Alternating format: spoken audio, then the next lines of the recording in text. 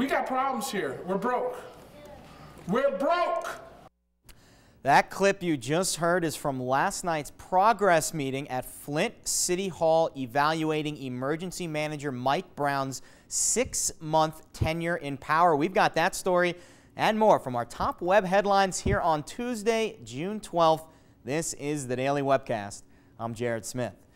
June 1st marks 6 months of the city having an emergency manager, and Monday night citizens had another chance to vent.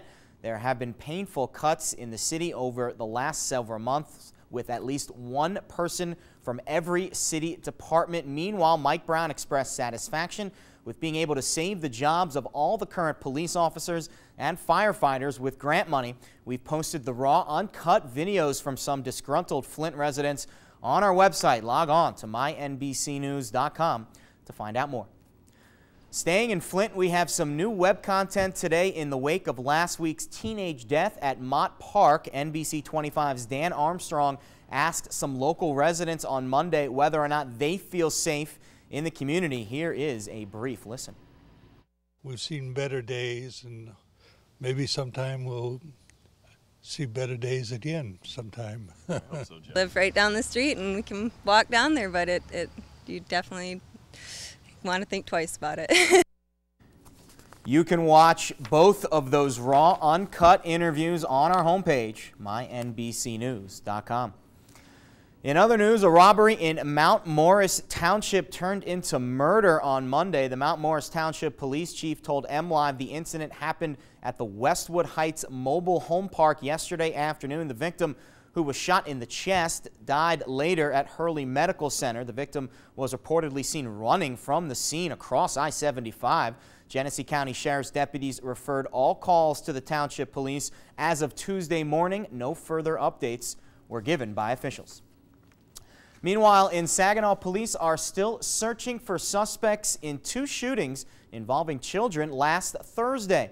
11-year-old Tamara Stewart was killed after someone opened fire on his grandfather's house while the boy and some family members were sleeping. Also last Monday, 4-year-old Myona Alexander was shot while riding in the back seat of a car. She continues to recover. Saginaw police do not have anyone in custody at this time. Meanwhile, in the wake of last week's violence, donations are being raised to help the family of Tamara Stewart pay for his funeral. Those donations can be dropped off at the Lake Huron Credit Union, Saginaw Community Foundation, or at Carleton Public Schools Central Office. For more information, check out our homepage, mynbcnews.com.